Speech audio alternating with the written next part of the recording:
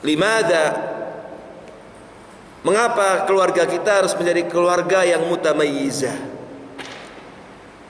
Karena Allah Subhanahu wa taala memilih kita menjadi orang-orang yang beriman. Itu adalah merupakan sebuah penghargaan, merupakan keistimewaan yang harus dijaga dan dipelihara. Karena itu sebagai al-usra al-mu'minah wal muslimah, sebagai keluarga yang muslimah dan mukminah, kita harus menjadi keluarga al-usra al-mutamayyizah, menjadi keluarga yang istimewa, menjadi keluarga yang berbeda dengan keluarga al-kafirah, dengan keluarga yang orang-orang yang non-muslim, keluarga yang kafir. Karena dalam Al-Quran kalau tidak iman ya kufur. Sebab al-iman, keimanan ini menghantarkan kita menjadi manusia-manusia yang mutamayyiz, memiliki nilai tamayyuz. Dan ini yang harus terus kita pertahankan dan terus kita jaga dengan baik. Di dalam Al-Quran, diantaranya ayat yang tadi kita baca, ayat 95 dari surat An-Nisa. Itu adalah salah satu dari sekian banyak ayat yang menyinggung betapa kita diajarkan oleh Allah untuk menjadi manusia-manusia beriman yang mutamayyiz. Allah Subhanahu wa taala berfirman, la yastawil qa'iduna minal mu'minin ghairu ulil dharari wal mujahiduna fi sabilillah bi amwalihim wa anfusihim. Yang artinya tidak sama orang-orang yang duduk dari kalangan orang-orang beriman yang tanpa ada uzur syar'i, bukan karena tua, bukan karena buta, tidak ada uzur, tidak sama dengan orang-orang yang berjuang di jalan Allah dengan harta dan jiwanya. Ayat ini menyampaikan kepada kita bahwa orang beriman itu istimewa. Tapi di kalangan orang beriman itu sendiri ternyata tidak sama, berbeda. Ada yang berbeda satu sama lain. Ada yang semangat untuk berjuang, ada yang semangat untuk berkorban, ada yang semangat untuk beribadah, ada yang semangat untuk taat kepada Allah, tapi juga ada yang kurang semangat. Ada yang memberikan perhatian besar terhadap problematika umat, permasalahan umat, berpikir bagaimana memajukan umat, bagaimana bisa memberikan kontribusi dan sumbangsihnya untuk meningkatkan kesejahteraan umat, kemudian bersungguh-sungguh untuk mencari solusi terhadap problematika umat. Tapi ada juga yang duduk manis, tidak peduli dengan permasalahan umat. Itu yang disebut oleh Allah al-qa'idun. Dan di sini Allah mengatakan la yastawil qa'iduna minal mu'minin.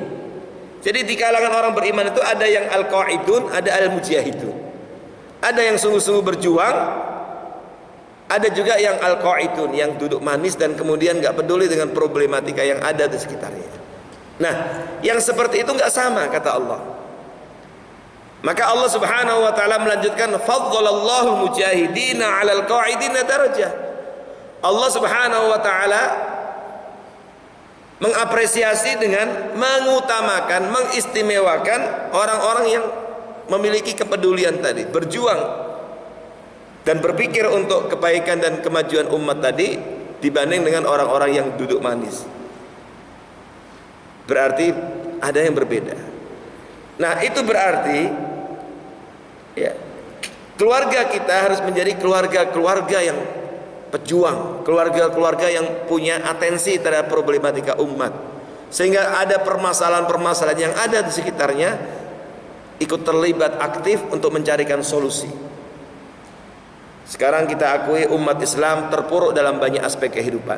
Nah, bagaimana kita ajak keluarga kita juga berpikir tentang beragam permasalahan itu dan berusaha untuk memberikan sumbangsih, memberikan kontribusi sekecil apapun, dimulai dari keluarga kita, dimulai dari hal-hal yang terkecil, hal-hal yang biasa, positif, tetapi kemudian punya pengaruh yang signifikan untuk perkembangan, kemajuan dan kemuliaan keluarga kita.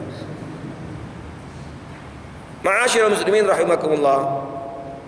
Nah, ini berarti apa? Allah membedakan, tidak sama di mata Allah, di sisi Allah antara orang-orang yang qaidun dengan mujahidun.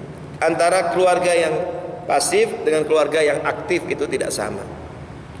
Nah, inilah yang kemudian disebut dengan at-tamayyuz. Inilah mengapa kemudian keluarga kita harus menjadi al-usrah al-mutamayyizah. Al-tamayyuz itu dalam bahasa Arab artinya imtaza syai' bada fadluhu ala mithli. Ya, yaitu artinya terlihat keutamaannya, terlihat keunggulannya. Sama, tapi kemudian dia terlihat unggul, lebih utama, lebih baik. Itu namanya berarti istimewa, tamayyuz. Sebagian mengartikan tamayyuz itu adalah memiliki keistimewaan atau keunggulan di atas rata-rata umumnya masyarakat, di atas rata-rata umum masyarakat umum. Berarti dalam konteks ini, kalau kita berbicara tentang keluarga mutamayyizah, berarti unggul, istimewa di atas keluarga pada umumnya. Nah, mengapa? Karena Rasulullah Sallallahu Alaihi Wasallam sendiri juga menyemangati kita untuk menjadi keluarga yang mutamayyizah. Di dalam hadis yang diriwayatkan oleh Imam At-Tirmidzi di dalam kitab Sunannya dan juga Imam Ibnu Majah, Rasulullah Sallallahu Alaihi Wasallam bersabda, khairukum li ahlihi wa ana khairukum li ahli. Nabi bersabda bahwa yang terbaik di antara kalian adalah yang paling baik dalam memperlakukan keluarganya, memberikan perhatian besar terhadap keluarganya. Wa ana khairukum li ahli, dan aku adalah orang yang paling baik dalam memperlakukan keluargaku, paling baik terhadap keluargaku. Nah, hadis ini mengisyaratkan bahwa kita harus menjadi keluarga yang terbaik. Kita harus menjadi usrah yang al-khairiyah, memiliki nilai kebaikan. Dan di antara kebaikan itu terlihat pada kesungguhan kita dalam mendidik dan mentarbiah keluarga kita.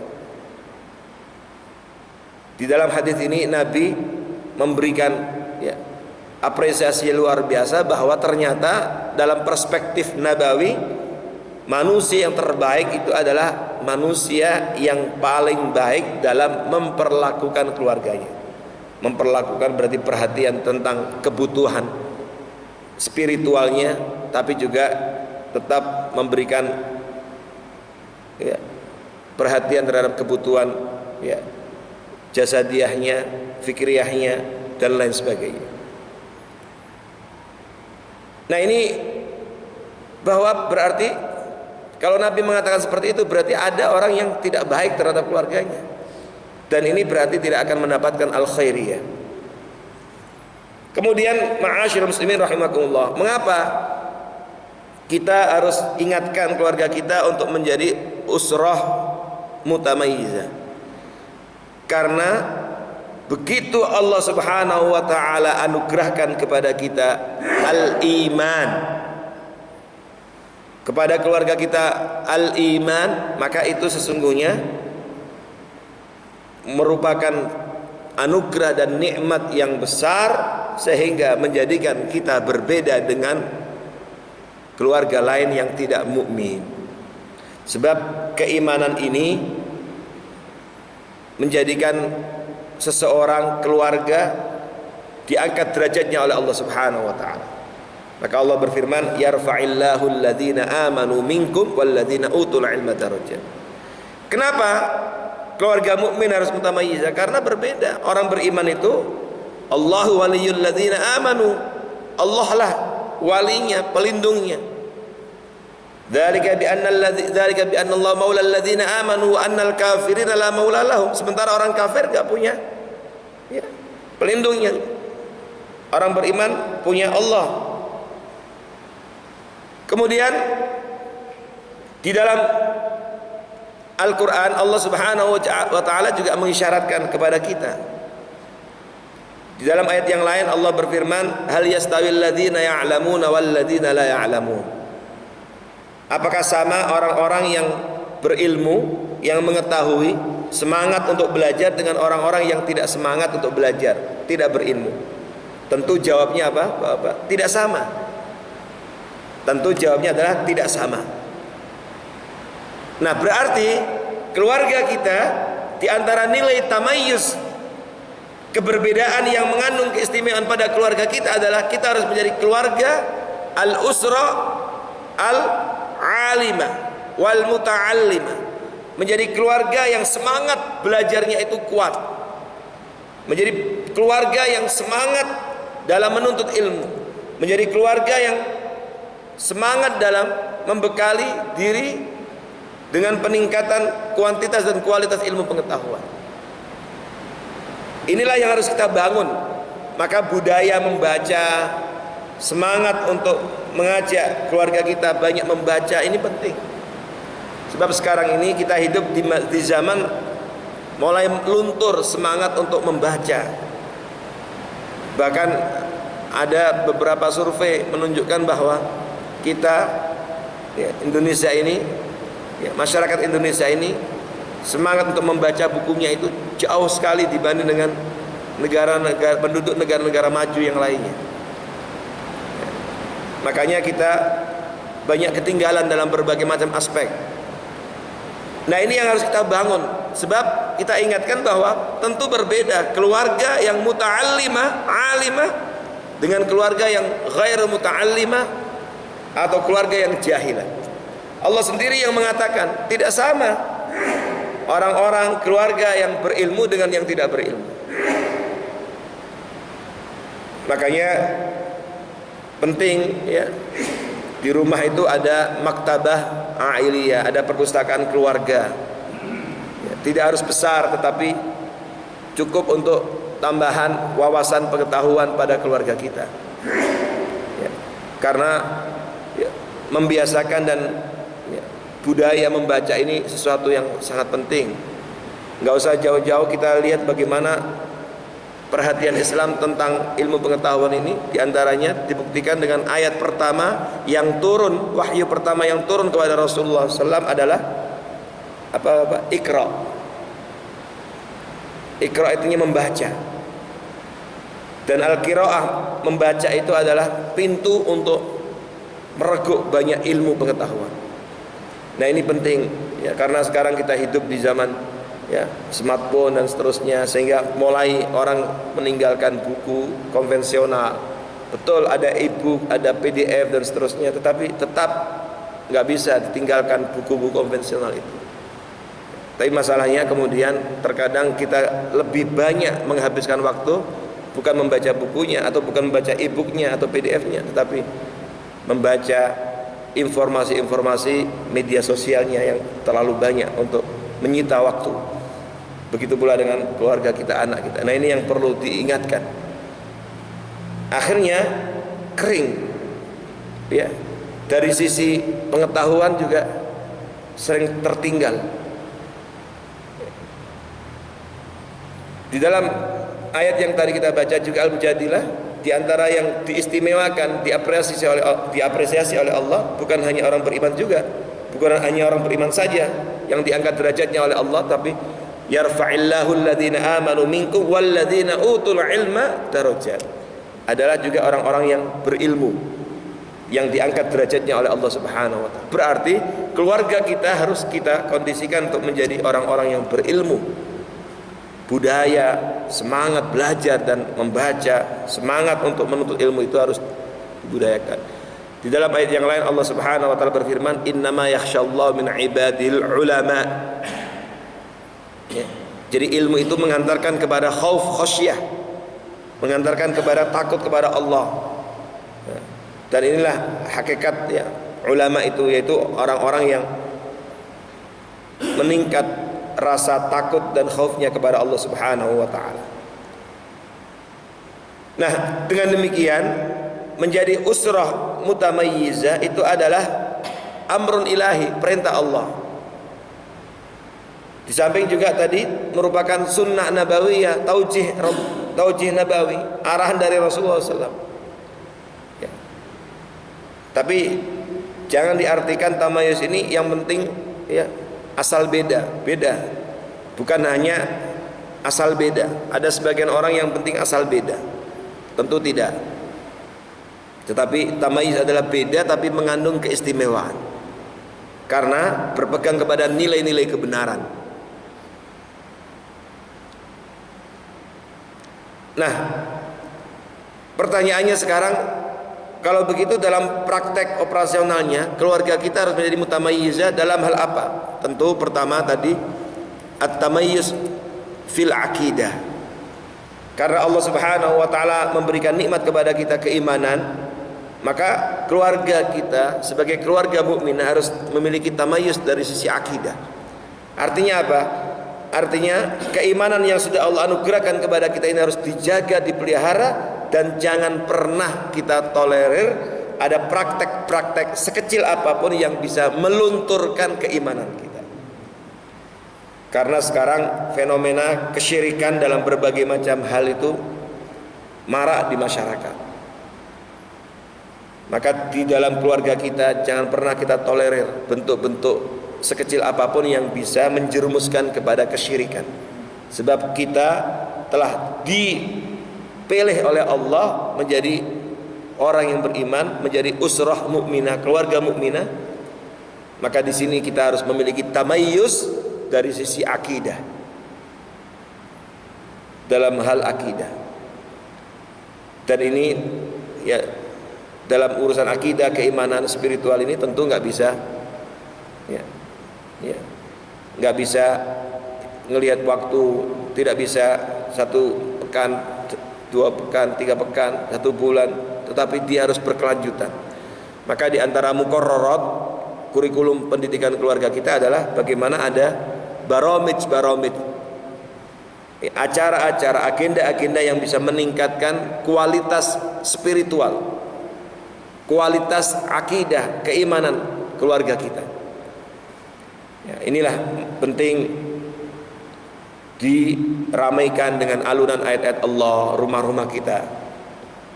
Jangan sampai justru yang dominan dalam rumah itu ayat-ayat yang lain. Tetapi perlu terus diramaikan, dimakmurkan dengan ayat-ayat Allah. Karena itu akan sangat berpengaruh pada kualitas keimanan dan peningkatan spiritual ruhiyah keluarga kita. Makanya di dalam hadis sahih diriwayatkan Imam Muslim, Rasulullah SAW meminta kita untuk waspada, jangan sampai rumah kita menjadi seperti kuburan. Rasulullah SAW bersabda, la taj'alu buyutakum maqabira. Jangan kalian jadikan rumah-rumah kalian itu kuburan. Bapak-bapak, kuburan itu penghuninya siapa? Yang menghuni kuburan mayit, orang-orang mati. Nanti artinya apa? Kalau Nabi mengatakan jangan jadikan rumah-rumah kalian kuburan, dan kuburan itu yang menghuni adalah orang-orang mati, berarti jangan sampai anak-anak kita, keluarga kita, istri, suami, keluarga kita ini menjadi orang-orang yang seperti mayit yang menghuni kuburan. Kapan rumah kita bisa menjadi kuburan? Rasulullah SAW melanjutkan, wa inna syaitan yanfiru minal baitil ladzi tuqra'u fi suratul Baqarah.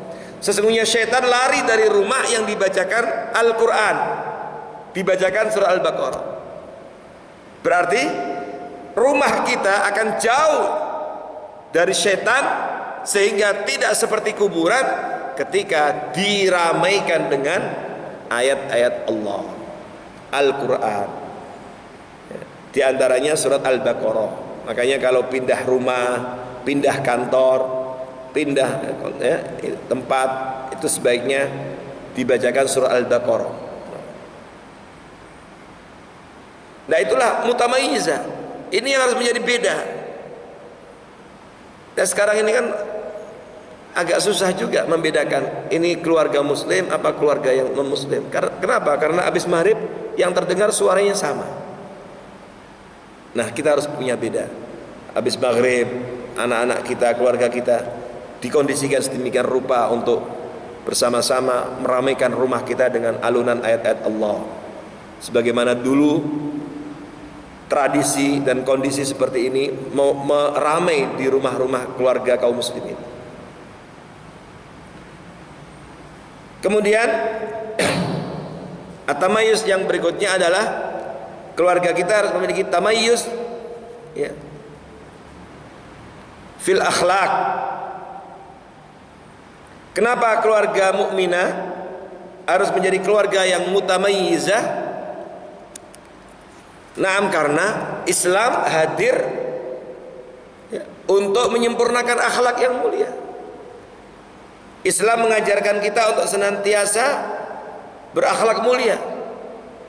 Maka di antara nilai tamayyuz yang harus kita tanamkan kepada keluarga kita, ditampilkan oleh keluarga kita adalah at-tamayyuz fil akhlak, yaitu memiliki nilai yang berbeda, mengandung keistimewaan dalam akhlak, berbeda dengan yang lainnya.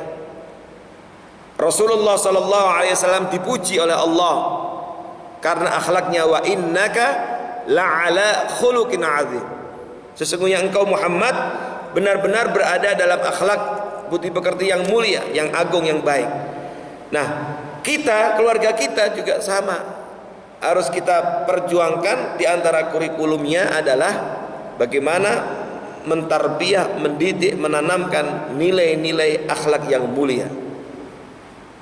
Dan itu nilai tamayyuz yang harus menonjol dalam kehidupan keluarga kita. Karena itulah sesungguhnya hakikat diutusnya Rasulullah SAW, yaitu untuk menyempurnakan akhlak yang mulia. Innama bu'ithu liutammima makarimal akhlak. Ini yang kemudian menjadi beda. Dan kalau keluarga, setiap keluarga mukminah, muslimah tampil memiliki nilai tamayyuz dalam akhlak, itu luar biasa pengaruhnya bagi kehidupan bangsa dan negara. Karena itu nilai dakwah yang sangat efektif. Ya, dakwah bilhal dengan keteladanan. Dan akhlak mulia itu banyak.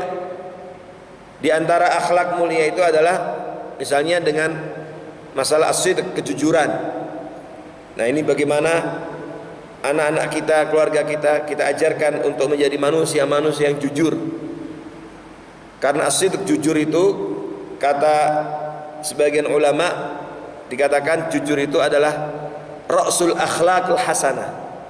Dia pangkal akhlak yang mulia. Ada yang mengatakan ummul akhlaqul hasanah.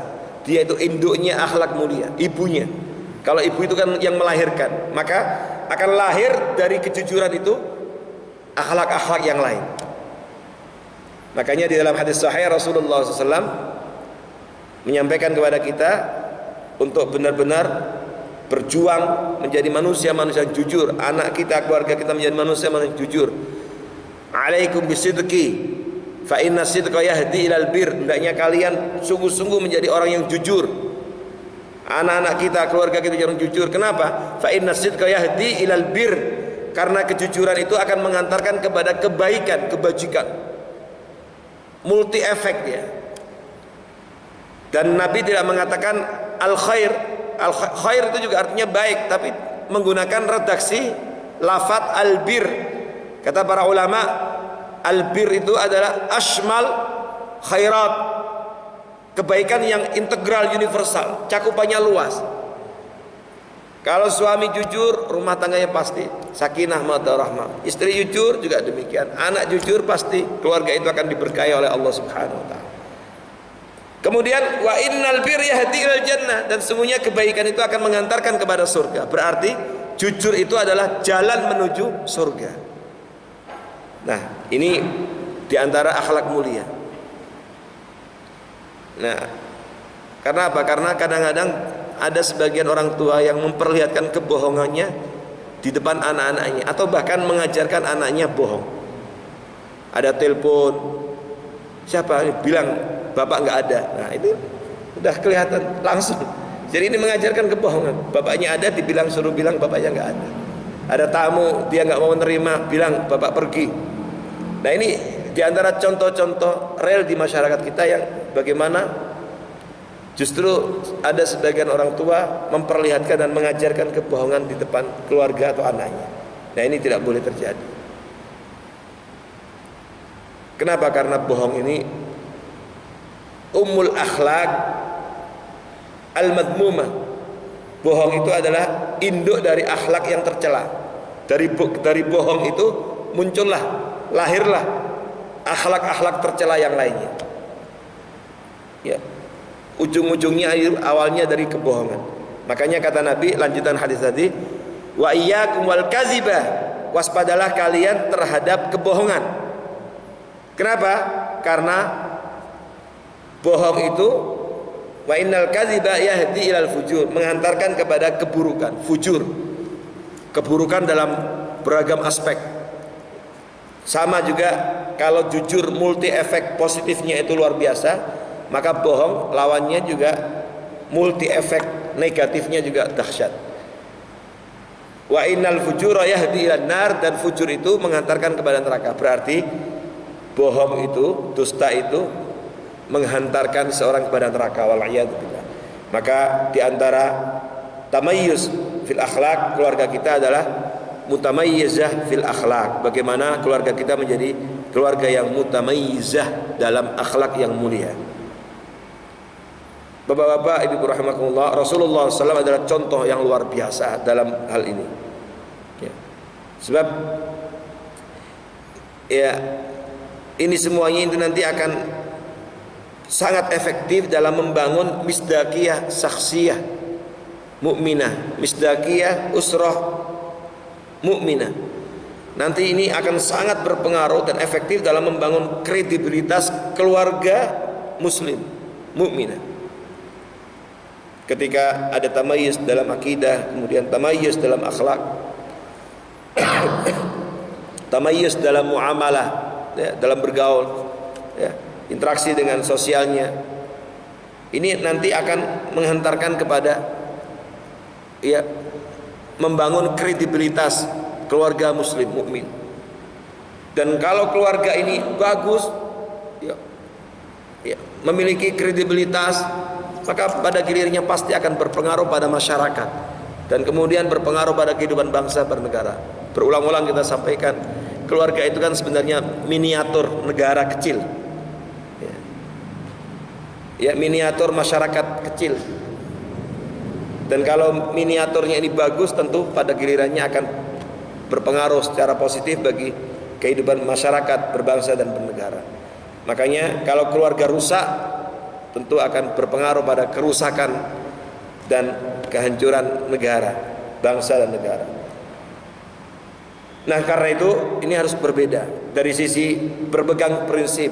Kemudian di antara tamayyuznya at-tamayyuz fil iltizam bil haq, yaitu keluarga muslimah harus tamayyuz dalam komitmen dengan nilai-nilai kebenaran, nilai-nilai kebaikan, sehingga terlihat berbeda. Dari akhlaknya, naam, dari akidahnya, ya, tapi juga dari nilai-nilai terhadap atau berpegang kepada kebenarannya juga berbeda. Makanya di dalam hadis yang diriwayatkan Imam Muslim, Rasulullah SAW mengingatkan, Bada'al Islamu ghariban, dahulu Islam ini hadir ke muka bumi ini dalam keadaan aneh, asing. Kenapa aneh? Karena masyarakat tenggelam dalam paganisme, penyembahan kepada berhala. Tiba-tiba Nabi datang membawa risalah ilahiyah, mengajak ibadah kepada Allah, dianggap aneh. Wa sayaudu ghariban kama bada, dan nanti akan kembali Islam ini dianggap aneh. Nah, seperti yang kita lihat sekarang ini. Apa yang terjadi sekarang ini dengan kasat mata, ya. Terlihat bagaimana upaya-upaya untuk menyudutkan ulama, untuk menyudutkan orang-orang, ya, stigma-stigma yang ditujukan kepada kita, udah jelas mengajak kepada ini, kepada akidah, kepada ideologi, kepada kebenaran ini. Maka muncul tuduhan-tuduhan seakan-akan, ya, kita umat Islam anti kebinekaan, anti, ya, NKRI dan seterusnya. Stigma-stigma itu muncul. Jadi memang dianggap aneh.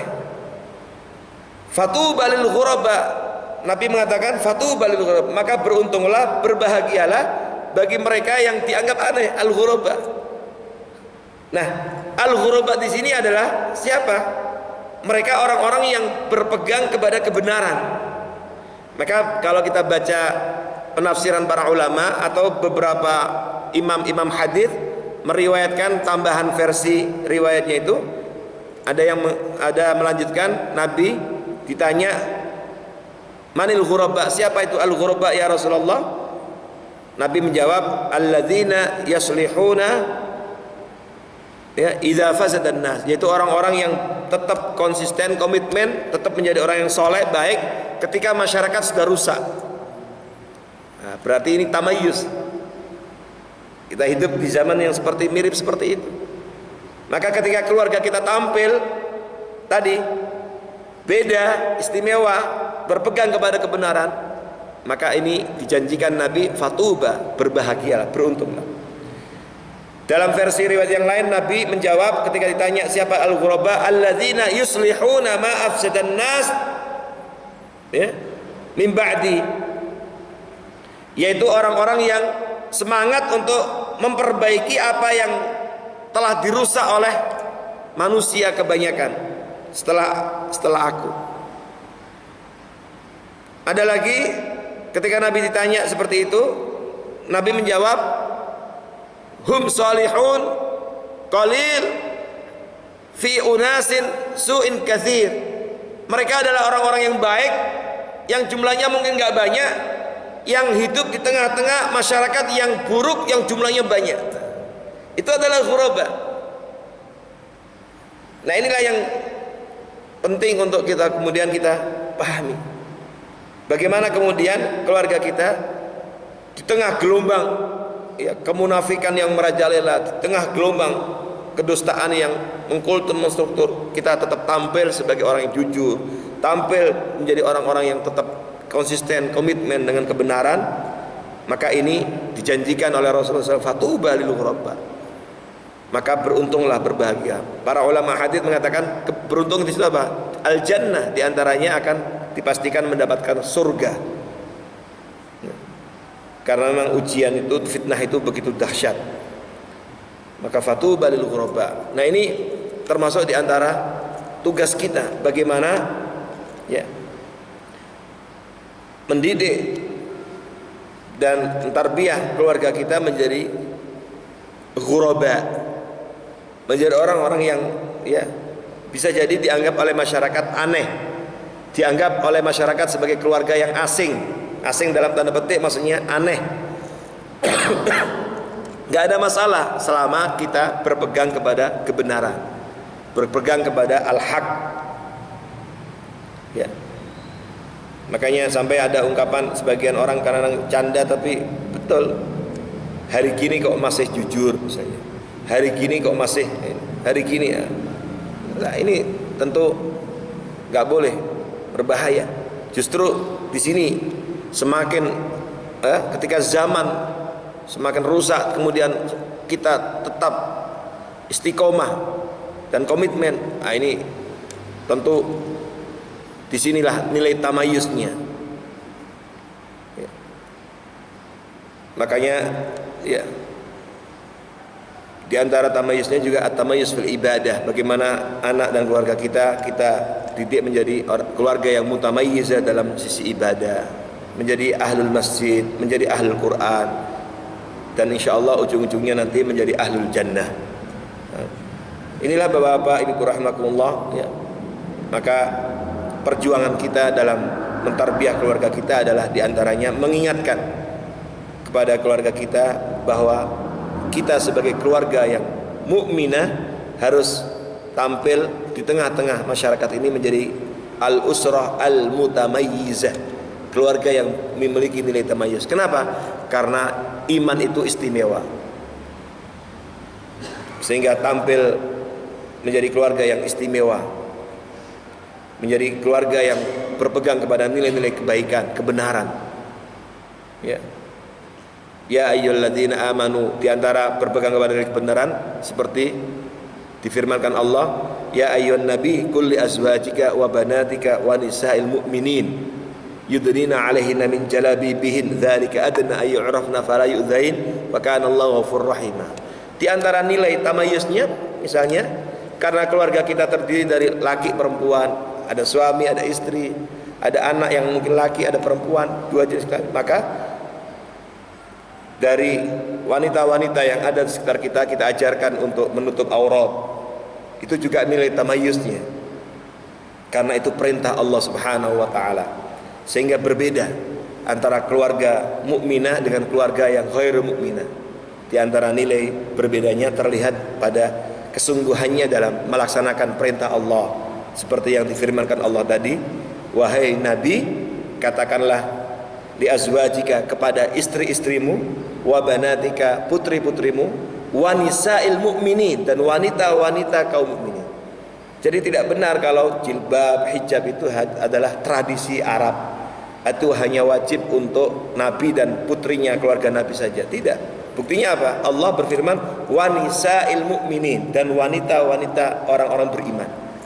Berarti wanita-wanita yang mukminah apa? Yudnina 'alaihinna min jalabibihin. Ya, ini juga diantara nilai tamayuznya, sehingga ketika berinteraksi dengan masyarakat terlihat dari apa? Identitasnya, dari tampilannya itu terlihat tamayuz, beda dan istimewa. Semoga Allah Subhanahu wa taala mudahkan kita untuk bisa mengamalkan ya taujih Rabbani ini dan taujih Nabawi, sehingga kita dan keluarga kita menjadi usrah mutamayyizah, dan pada gilirannya karena konsisten komitmen dengan kebenaran itu, semoga kita semuanya termasuk mendapatkan keberuntungan dan kebahagiaan seperti yang disampaikan oleh Rasulullah SAW, dan akhirnya nanti kita semuanya berkumpul bersama dengan keluarga kita di surga Allah Subhanahu wa taala. Amin ya rabbal alamin. Baik, Bapak Ibu sekalian, ini yang bisa kita sampaikan. Selanjutnya kita persilakan kalau ada yang mau tanyakan. Monggo, silakan Pak.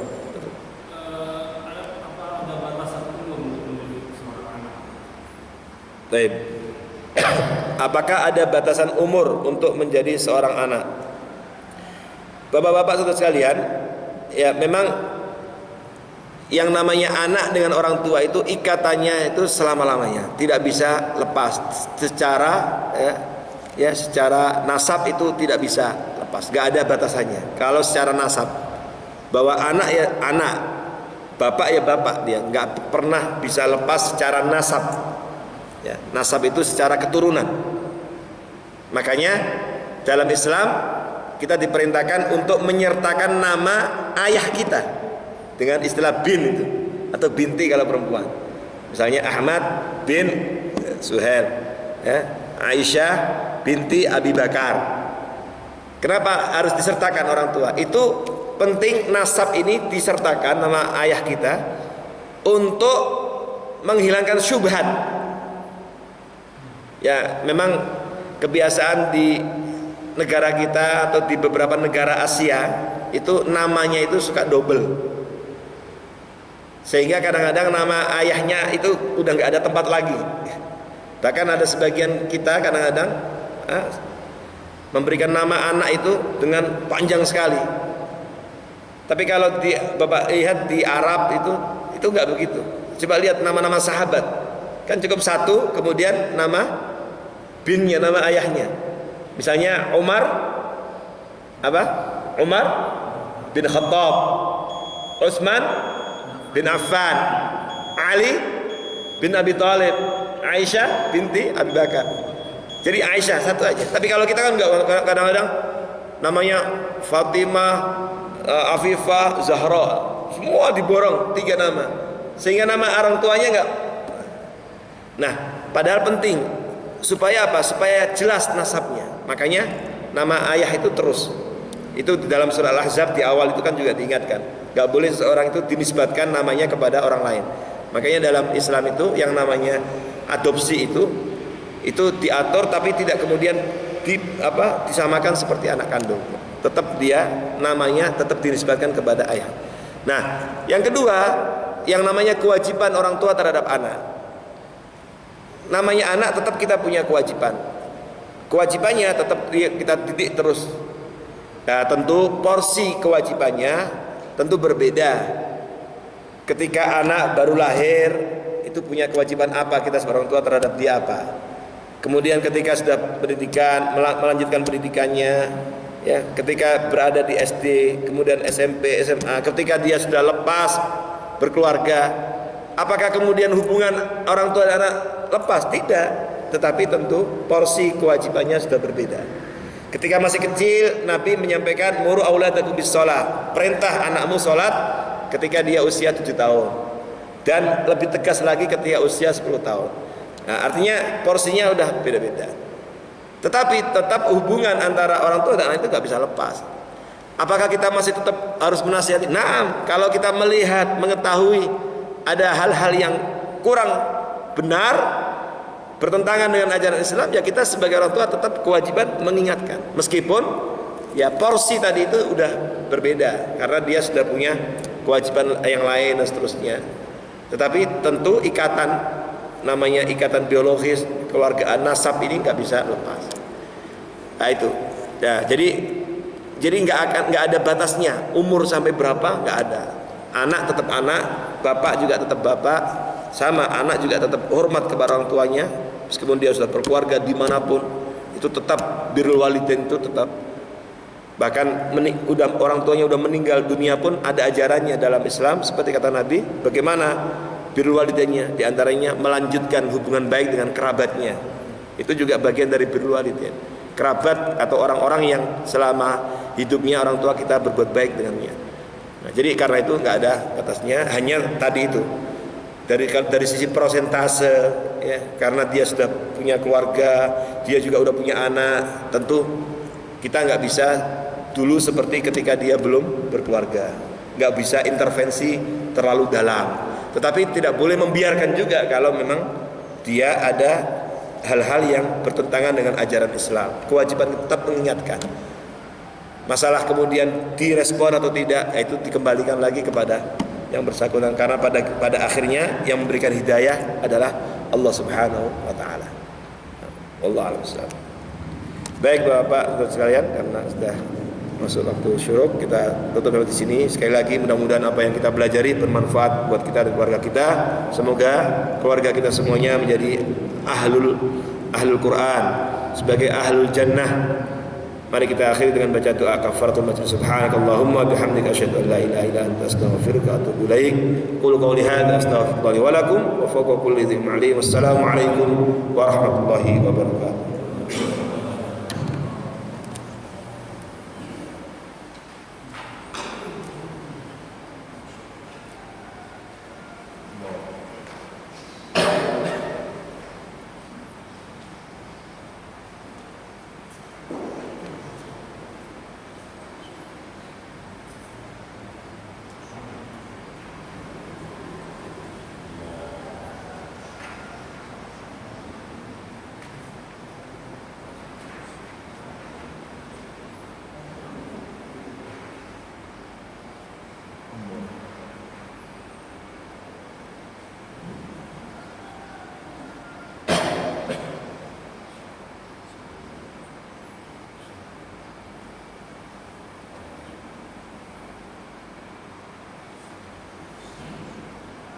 Allah.